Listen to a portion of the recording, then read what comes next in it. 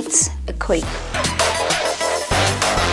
Welcome to It's a Quake, the youthful platform and podcast that allows for open discussions on issues that affect the youth. Being your moderator today, I am Delilah Katanga, and I'm joined by a lovely panelist to discuss youth voices, the legalization of abortion, pro-life versus pro-choice. On my panel today, representing the Churches Council of Namibia, we have Zelda Beatrice. On my right, representing, and of course, the Equal Namibia co-founder, as well as civil rights activist, we have Omar van Rienen. And on my far right as well, we have Liana Hungari, counselor, as well as author. Good morning to you all. Good morning. Good morning. So to kickstart, we want to know, which do you advocate for, and why are you a strong advocate of this directive? Are you pro-life or are you pro-choice? Perhaps we could start with you, Zelda. I'm pro-life. The reason why I'm pro-life is I want to protect the lives of those that do not have a voice, and I'm speaking on the behalf of the churches, so that the voice of the church could also be heard. That what is God saying about the lives, mm-hmm. that are yet to be formed, Beautiful. So, yeah. Amazing. And Omar? Yes, so this binary between pro-life and pro-choice, it really instills division. Mm-hmm. But if you're going to ask me where I stand on the right side of history, and that mm-hmm. is pro-human rights, mm-hmm. that is pro-women's bodily autonomy, mm-hmm. and that is pro-choice. The only voices that matter in this should be the voice of the person who is carrying the pregnancy. Yeah. This is the civil rights issue of our time. 31 years after independence, women are still bound to the shackles of colonial era laws. Women are still chained and still need to be emancipated from these apartheid era laws. So what's happening in the country, and why I'm on the pro-choice side, is state-determined procreation. The state is infringing mm-hmm. on women's bodily autonomy and women's personal liberty. And if we want to truly conceptualize what it means to be living in a born-free republic, that means to dismantle those shackles that women are still held by state-determined procreation. So I'm pro-human rights and I'm pro-choice. Beautiful. Liana, I will exclude you from this conversation because I want you to bring forth a medical perspective from a counselor's viewpoint. And in light with that, I want to ask, we've been having these debates on a regular basis, pro-life versus pro-choice, but we want to know, do you think Namibia as a country is stable enough to be able to medically accommodate the legalization of abortion? Thank you for the question, Delilah. I would say a medical profession, like a doctor or a surgeon, would be able to best answer that question. Mm-hmm. However, I think from a psychological point of view, we do have the equipment, like we have the institutions to offer the support to these women who are going through it. We have things like unplanned pregnancies mm-hmm. and stuff. So, and I would just like to concur on what Omar said. Life is not binary. True. So we cannot place people in boxes to be either pro-choice or pro-life. Okay. And that's where we come from. As a counselor or psychologist or therapist, mm-hmm. you can walk this person through. You can offer this person the support that they need to make the choice that they feel they want to make. Beautiful. May I add to that? Yes, Omar. So I think asking the question about can Namibia financially support the legalization of abortion, mm-hmm. let's make it clear that abortion is legal in the country, but it is restrictive. Yes. Okay? Yes. What is costing the country is the unsafe abortion, mm-hmm. and the complications that happen from unsafe abortions strain the healthcare industry and strain the finances of this country, right? Mm-hmm. We have not been asking this question of can we financially accommodate this? Now we are doing this. Mm-hmm. There's not been any cost analysis done on this, yeah. but now this question suddenly seems to be validated.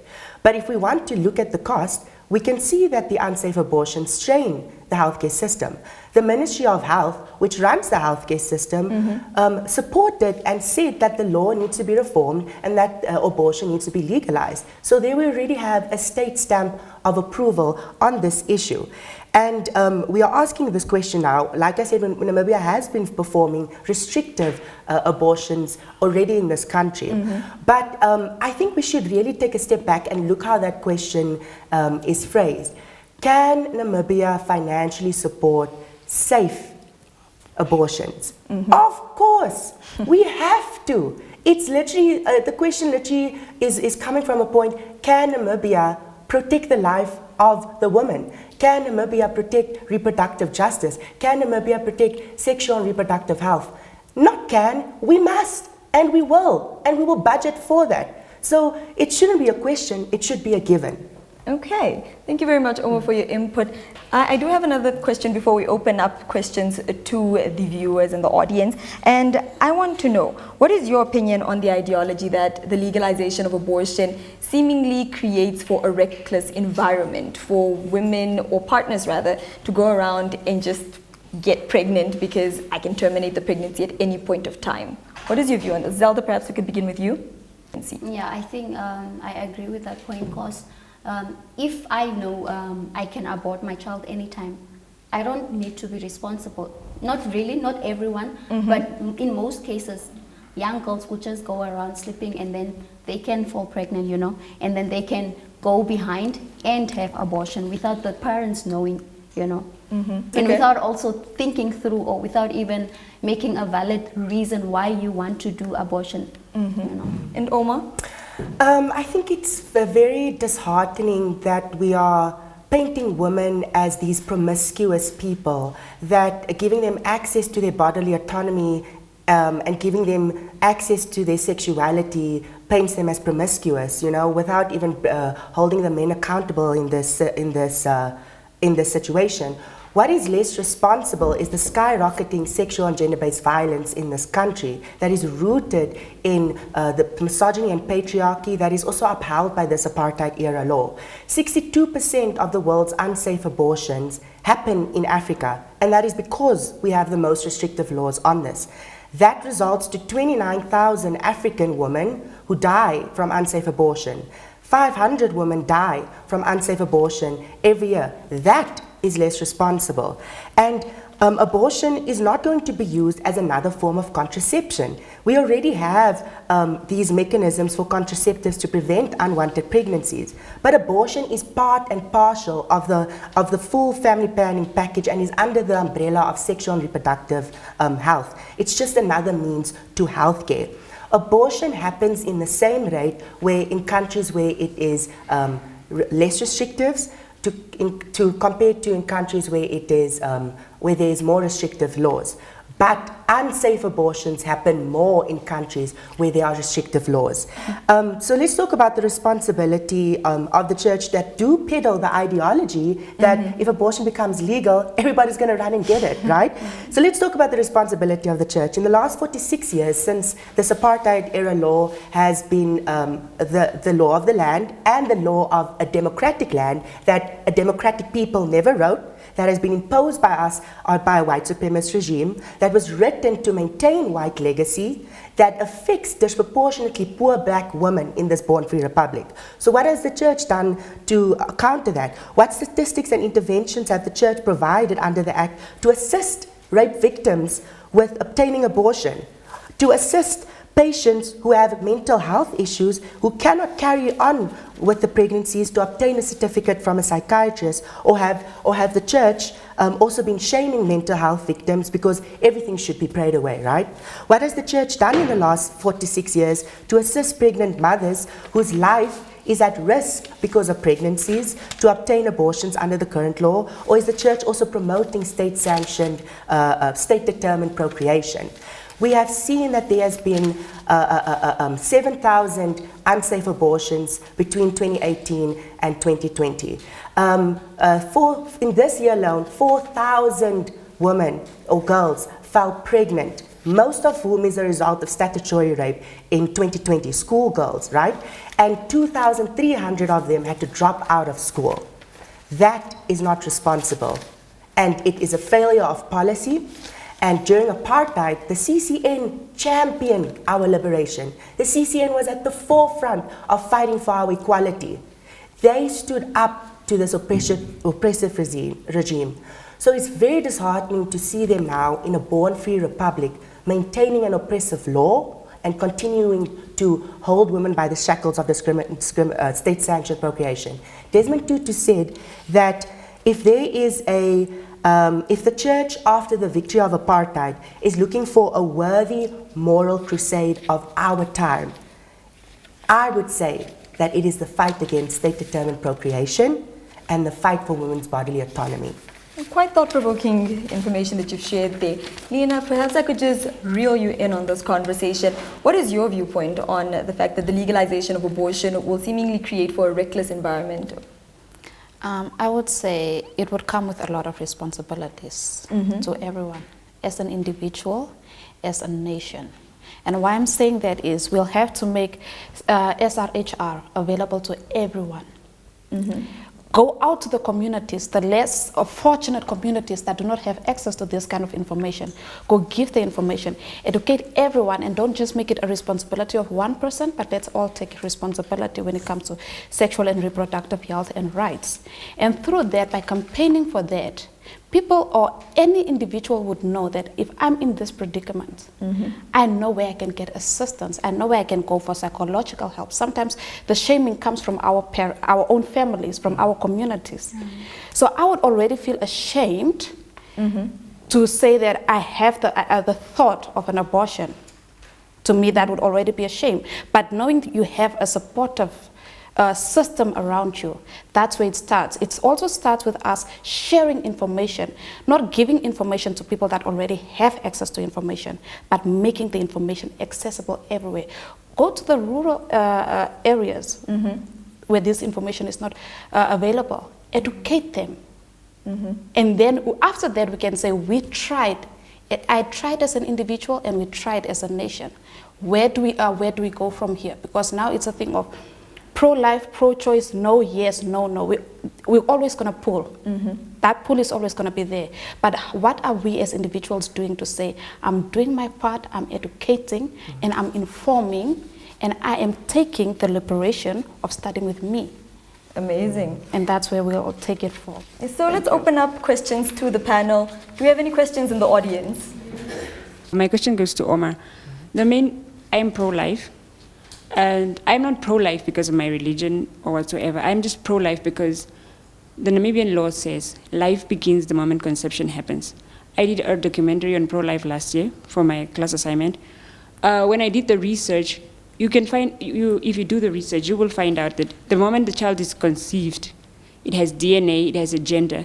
That as a pro-life, that's what I was fighting for actually. The fact that that's actually also a human being.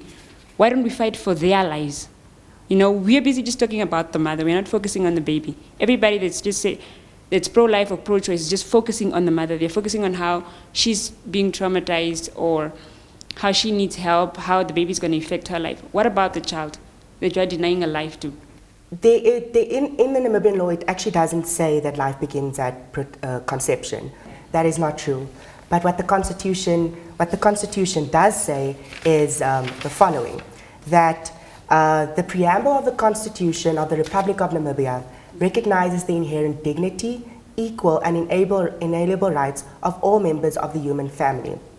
Conception is, it's very scientifically argued, right? And then from a religious background, you also have that viewpoint coming in, to which people from different religious backgrounds are entitled to.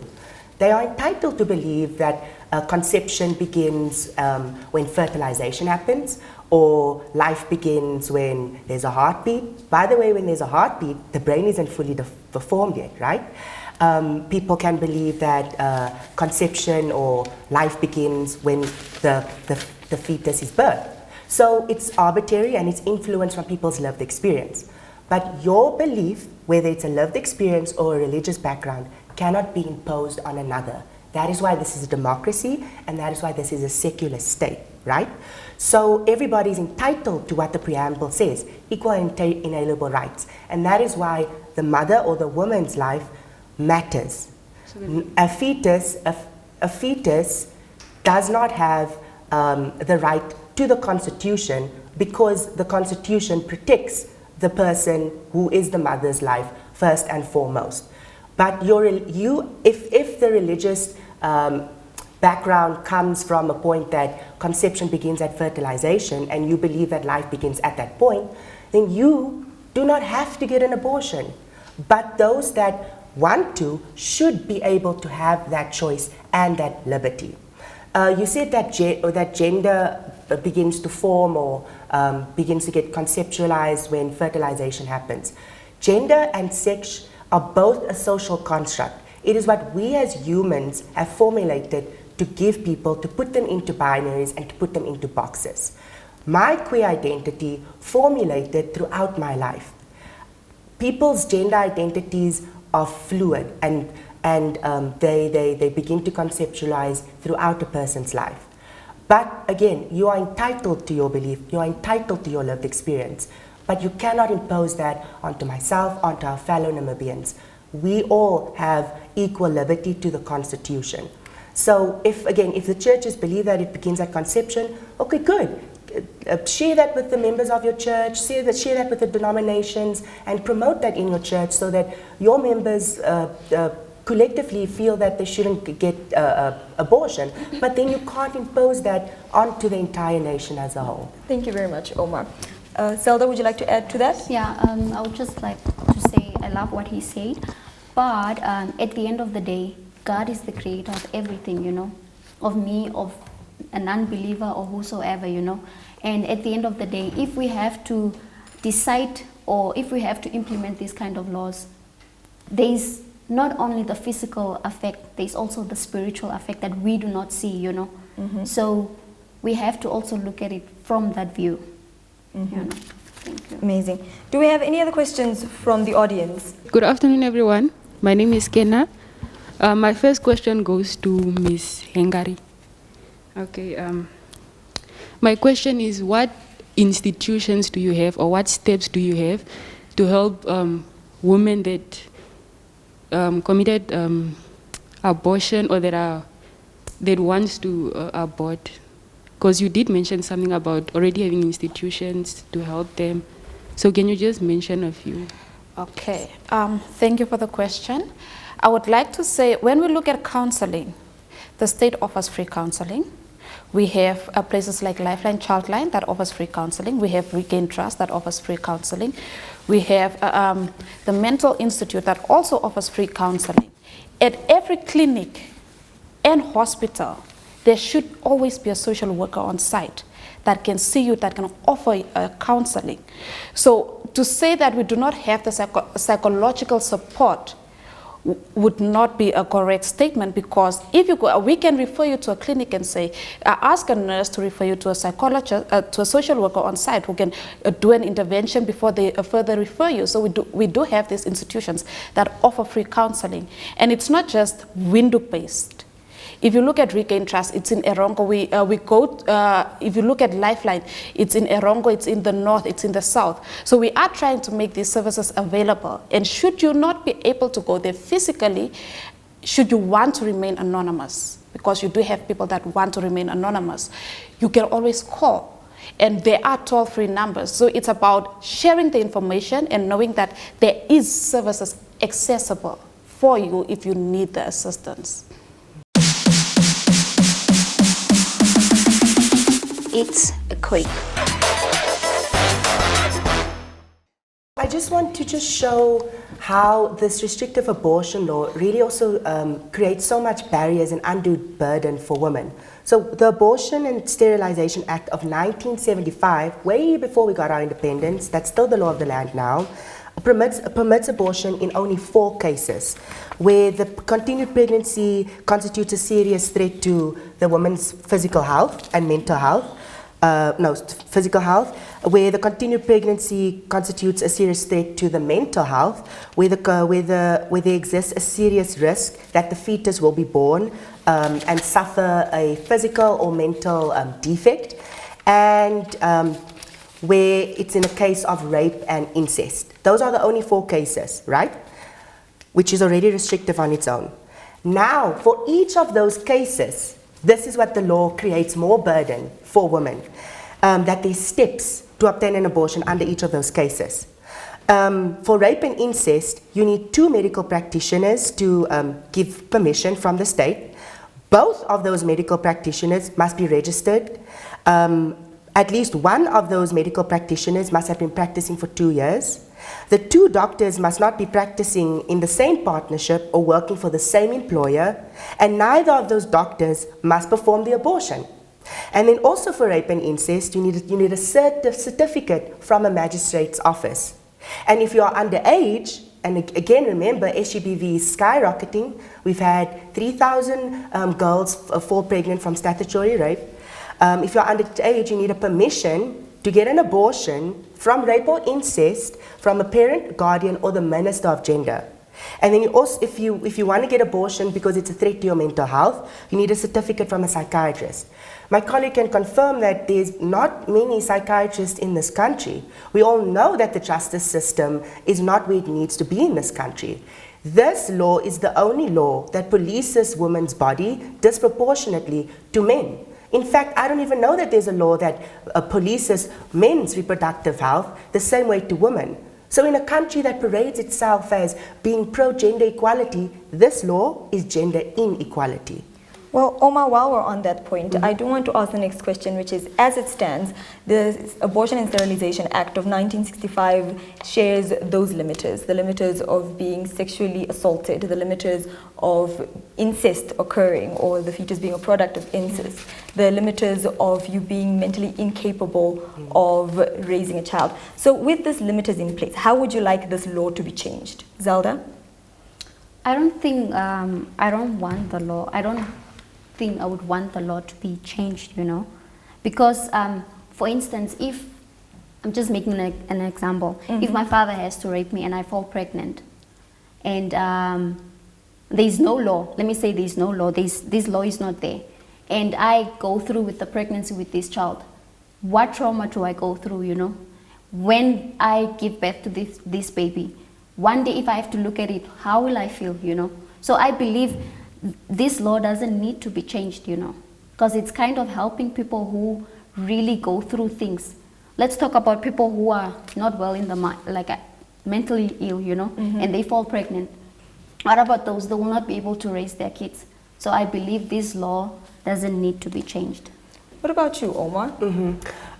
So I do respect the opinion, but it's inadequate because it's not helping people, but it's pushing people further into economic disparity. It's pushing women further into hardship. If this law didn't need to change, there wouldn't have been 7,000 unsafe abortions in this country.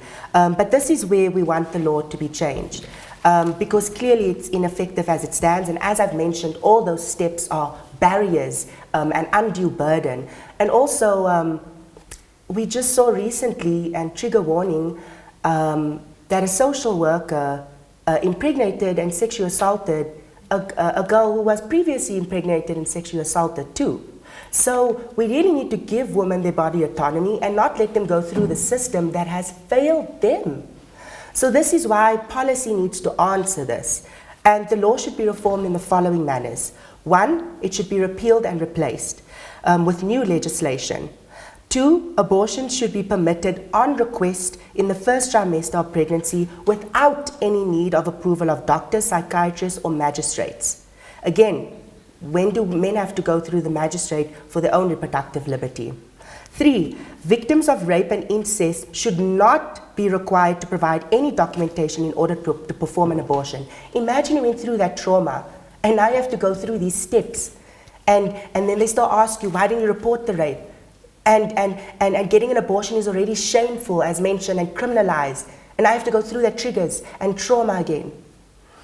4, women between 13 and 20 weeks of gestation should be able to obtain an abortion if a medical practitioner believes that the pregnancy threatens the mental or physical health of a woman or the fetus, if the pregnancy resulted from a rape or incest, or if it affects the woman's socioeconomic situation. We know people in this country are destitute, so you should also be able to obtain an abortion on socioeconomic statuses as well. So there the state can come into and kind of guide the process of abortion, but not restrict or regulate it to the extent that it is now. 5, after the 20th week of gestation, termination of pregnancy should be permissible if a doctor or a trained midwife finds that the continuation of the pregnancy would threaten the health of the woman or cause severe handicapness to the fetus.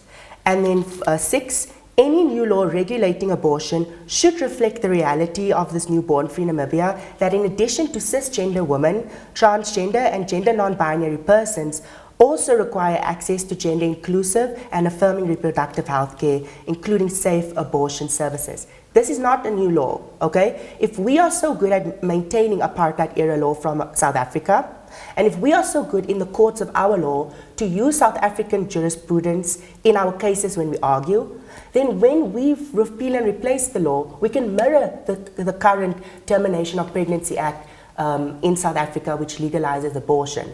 So the law that we are asking for really goes along the abortion law in South Africa currently as it stands. Well, Lena, I want to know that you are a counsellor, and I know that Namibia does have a number of, or continuously reports a number of illegal abortions, and I'd like to be under the assumption that some of these women have confided in you during this. What do you think is the aftermath that comes with the mental capacity of the women after enduring this process? Okay, can I just start from the moment they find out? It's not usually just the aftermath of, no, I've had the abortion.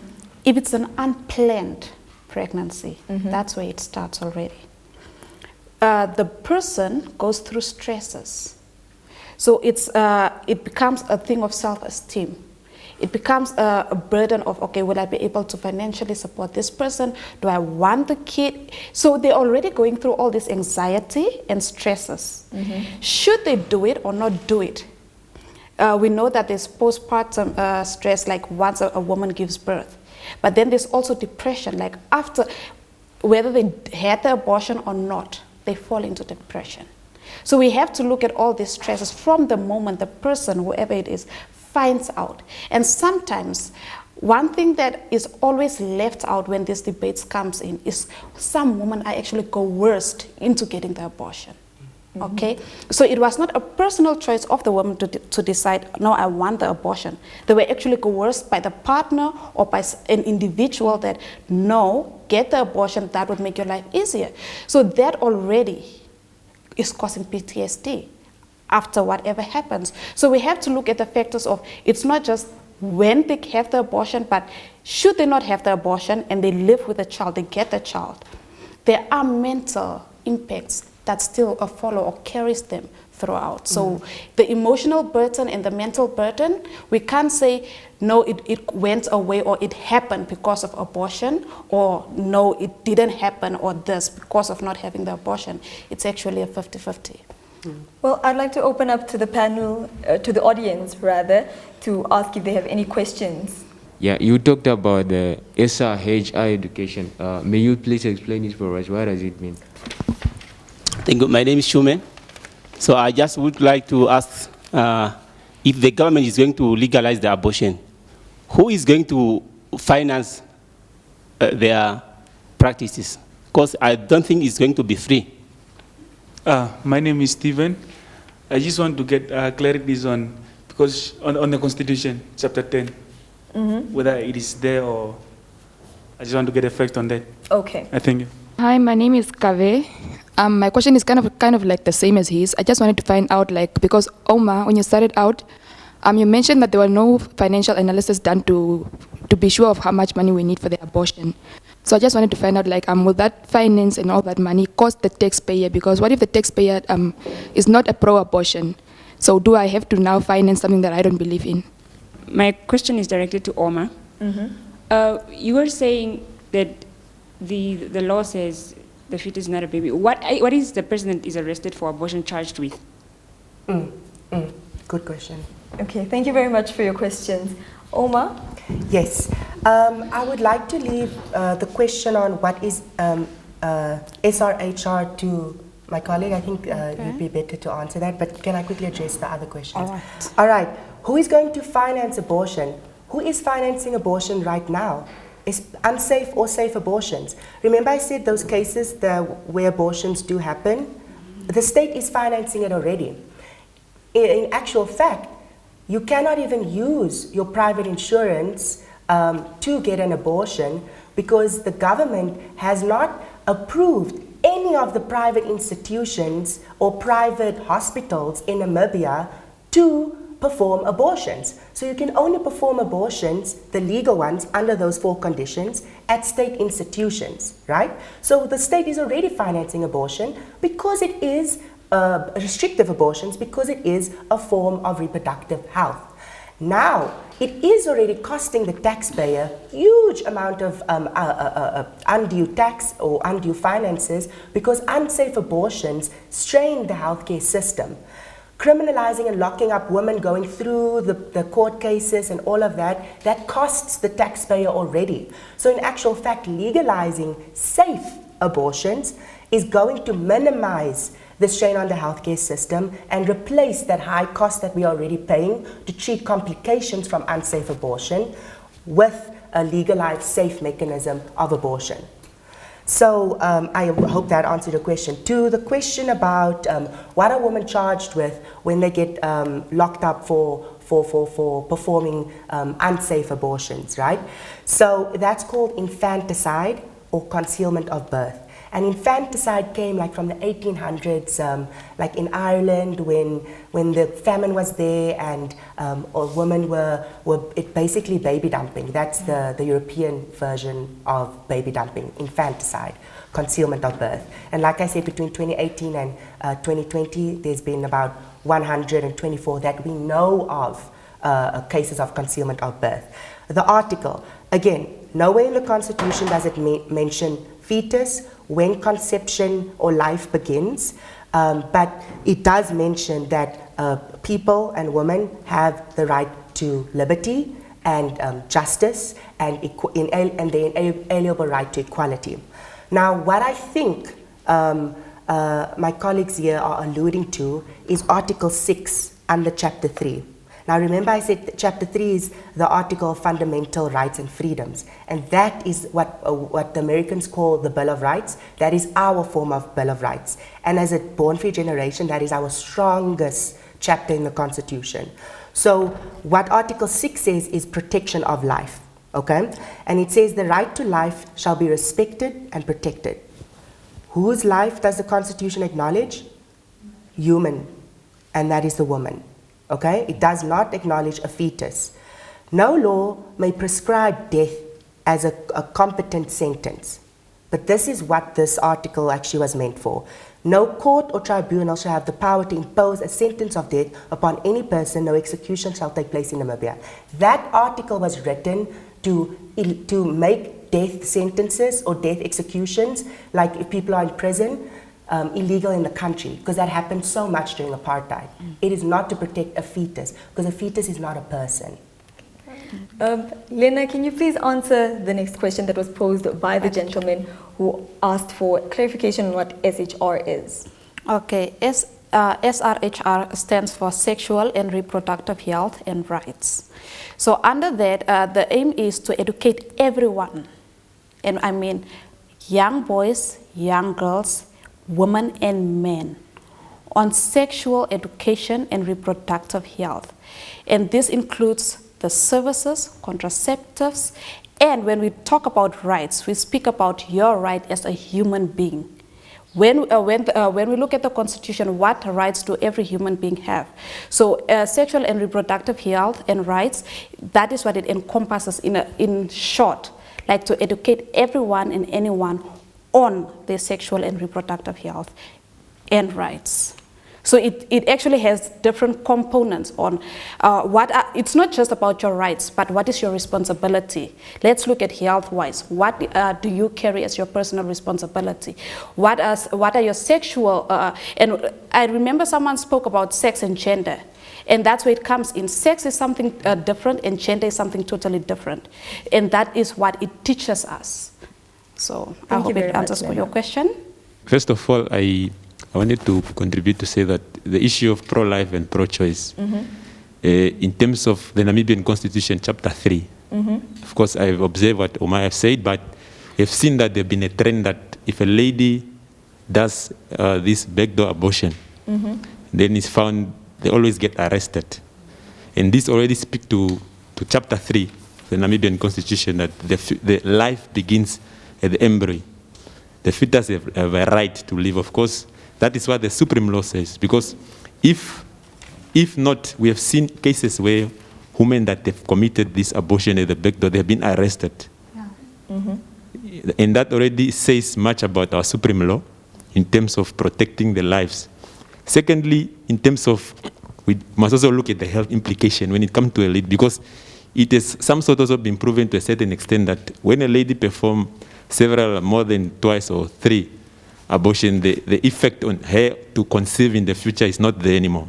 And you must look at the person's future to get married, somebody who does not give kids. These are all implications that are also related in the health.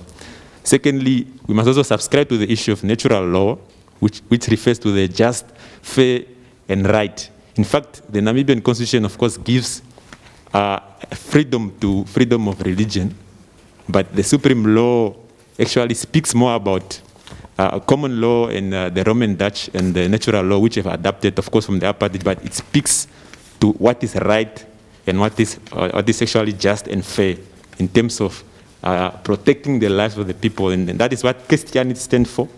Of course, there are some strings attached to say that you have a right with your body, you have a right, but in terms of Christianity, the Bible also says that the temple, your body is a temple of Christ, that in terms of the Bible. But again, the Constitution speaks about that the fetus have a right. That's why you see, if the fetus are not having a right, why are these ladies actually arrested?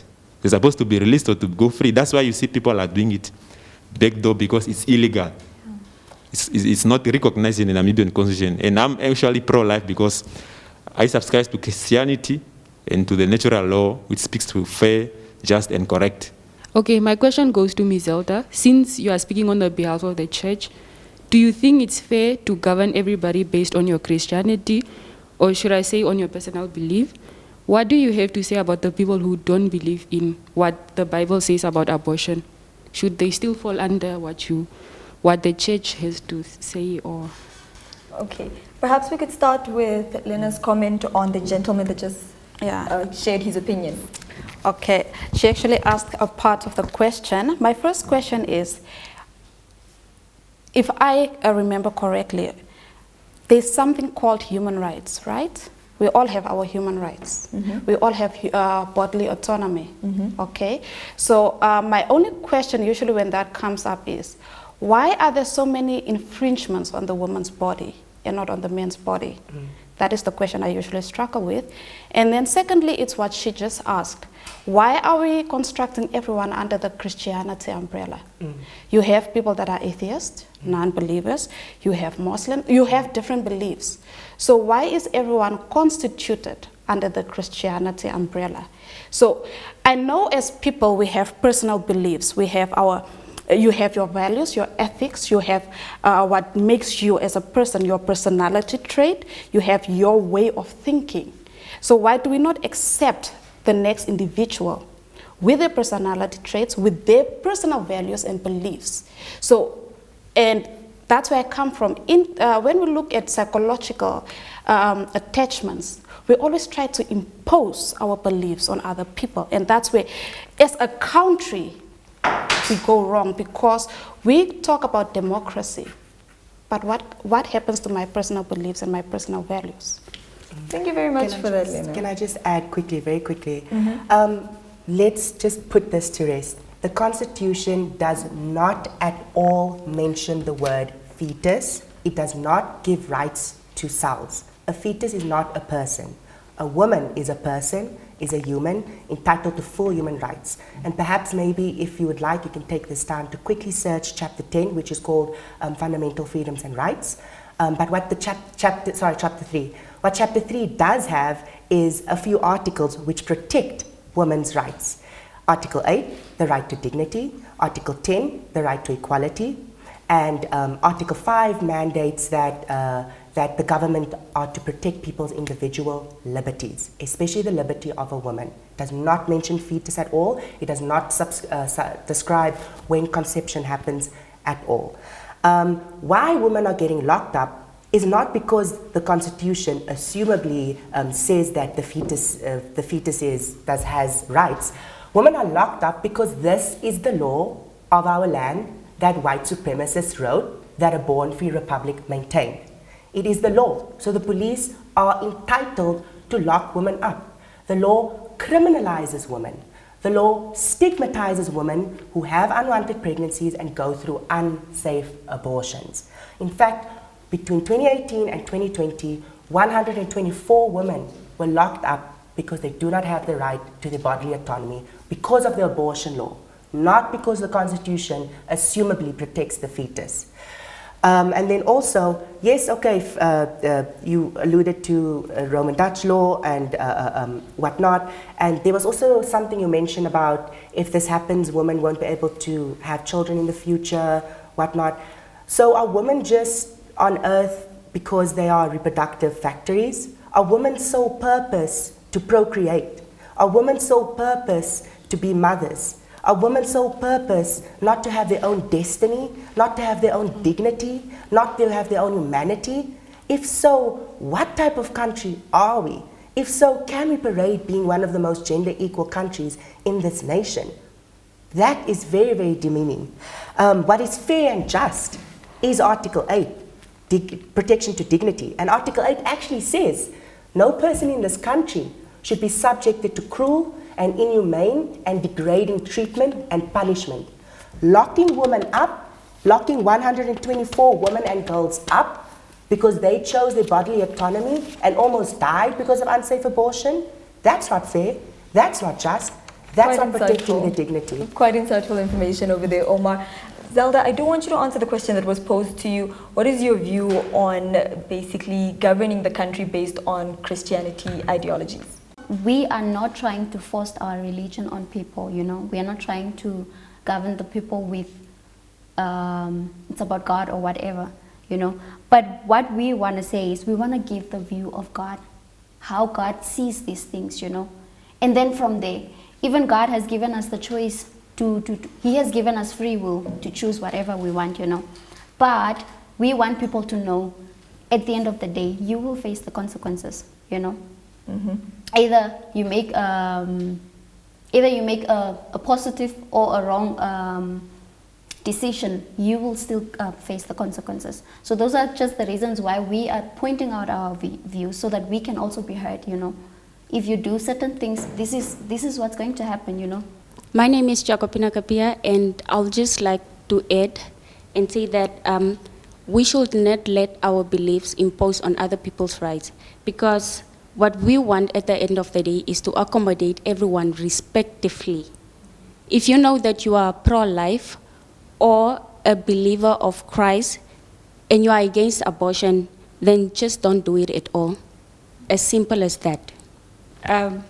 If we are legalizing abortion, we should also make the health centers like a safe place for the people to go. Like currently, as a young girl, when you go there to get contraceptives, sometimes the nurses shame you. Now imagine going there to terminate. They're already shaming you to prevent the pregnancy. Now imagine going there when you're going to terminate the pregnancy. Yes, my comment is just to say let's promote what is right in the interest of the young ladies and the ladies in terms of their health, mental health. If you are going to take abortion, must be ready to take the implications of what is going, and let's not blame, because the Constitution, I think, is in the interest of everyone to protect. It's not trying to criminalize anyone. Thank you. You're watching It's a Quake, a youthful podcast that allows for open communication and open dialogue for the youth to share their information on what they believe about issues that affect them. We will be coming back to close off your arguments and just share more on your opinions. But first, we want to share with you, for the first ever, a documentary titled 7,000 Heartbeats by Laimi Philemon. I want to feel like we're alone.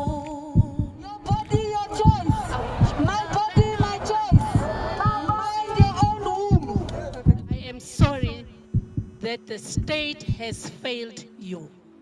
I am sorry that the church, of which all of us has been forced to be baptized, has failed you. No person shall be subject to torture or to cruel, inhumane, or degrading treatment. It is quite inhumane forcing women women to carry the life that they are not ready for.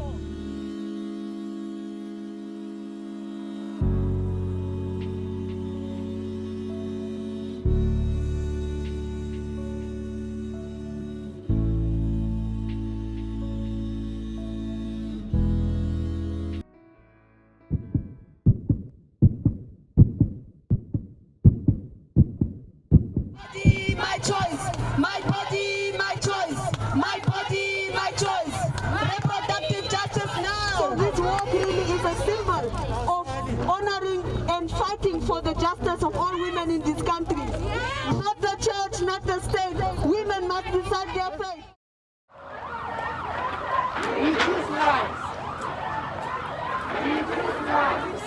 Okay, you can see the march has started. Right now we are on our way to the parliament to submit our petition. You can see.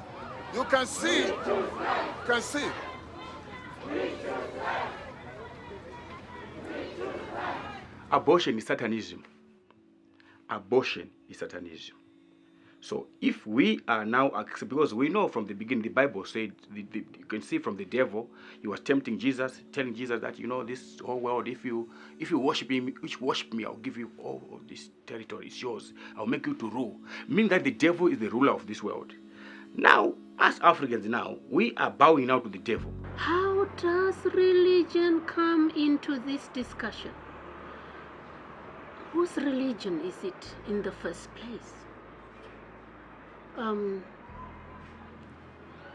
The colonial religion? Our people have never had religion.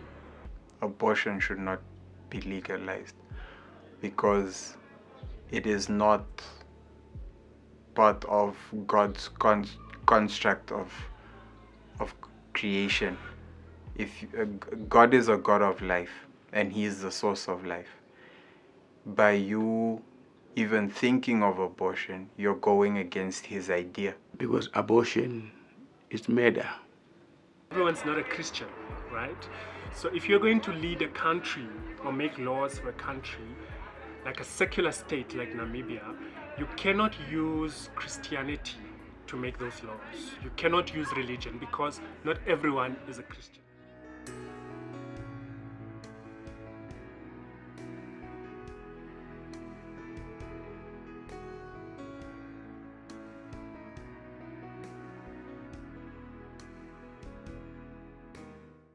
That was the documentary titled 7,000 Heartbeats by Laimi Philemon. We're discussing pro-life versus pro-choice on the legalization of abortion. And with me on my panelist, yet again, Zelda Beatrice, representing the Churches Council of Namibia, Omar van Rienen, who's representing the Equal Rights Movement, and we do have Lena Hengari, who is a counselor as well as author. So I just want to bring you back to the core, and in closing, really, what added advice would you love to give on the directives that you're pushing forward today?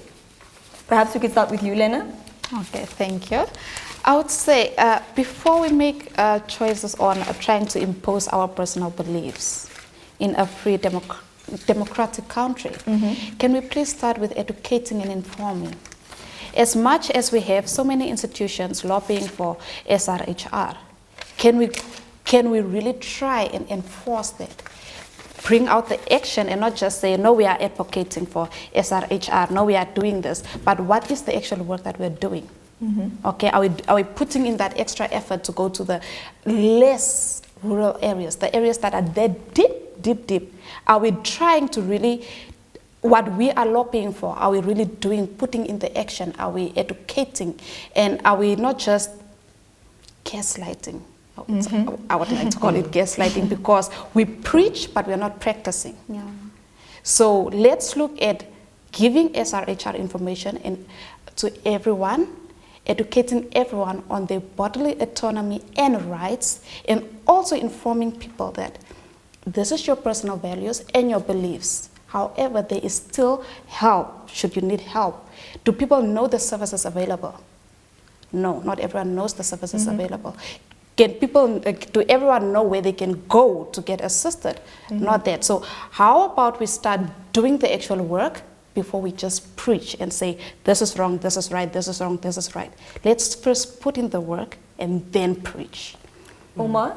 Yeah, which is why it was very, very disheartening to see the Minister of Foreign Affairs or International Relations withdraw Namibia from the comprehensive sexuality education, you know, because this is a twofold approach.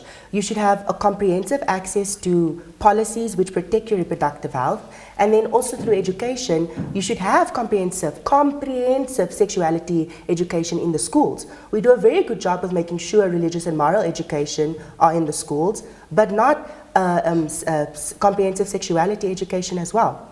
But in my closing, I'll say that there is really nothing pro-life about letting 500 women die every year in this country because of unsafe abortion. And this is a once-in-a-generation chance for us to truly conceptualize what does being born free mean to us. Does it mean that women are still chained to the shackles of colonial era laws? Or does it mean that they are emancipated from that?